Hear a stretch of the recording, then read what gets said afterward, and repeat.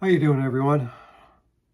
So I'm going to cheat a little bit today. I said I was just going to do one verse from each chapter, but I'm going to actually read three today, three chapters, and they all go together. So it's not like I'm going through and picking a bunch of different verses and talking about each one of them. I'm just going to use the three.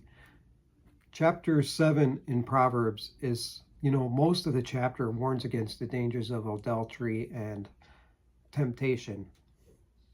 So if you read that, it's kind of hard to pick just a random verse out of there. So the first three verses kind of lead up to that and give you a way to deal with temptation and adultery and all those kind of things. So I'm going to read those three verses. My son, keep my words and lay up my commandments with thee. Keep my commandments and live, and my law as the apple of thine eye. Bind them upon thy fingers and write them on the table of thine heart. So not only do we want to just read the Bible or talk to God or hear from God, but we want to apply where it says, bind them upon thy fingers and write them on the tablet of thine heart.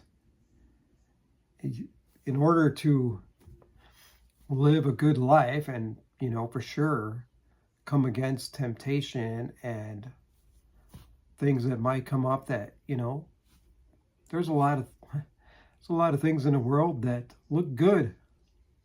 They look promising, but they'll lead you to a road of destruction. And in order to stay away from that, you have to have the words of God written on your heart. Because you're not always going to have a Bible in your hand. But if you memorize the scriptures, and that's, where it says meditate on the Lord day and night, you get it into your heart and in your spirit where it just automatically comes out of you. Let's say you're just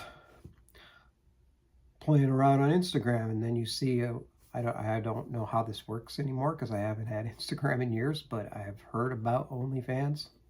Thank God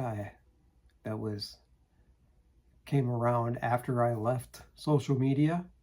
But maybe you're just scrolling around on Instagram and you see a link to an OnlyFans site and you get tempted to go look at that site.